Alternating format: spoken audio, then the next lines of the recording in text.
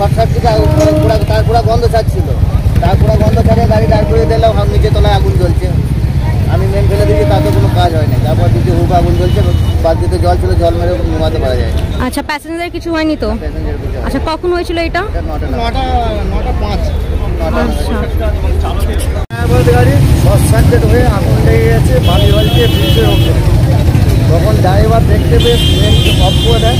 মেনকে of করার থেকে প্যাসেঞ্জারের কোনো ক্ষয়ক্ষতি হয়নি, সব প্যাসেঞ্জার সুস্থভাবে লেগে গেছে। গাড়িটা ধরধর করে আগুন লেগে দাও দাও করে চলতে লাগে।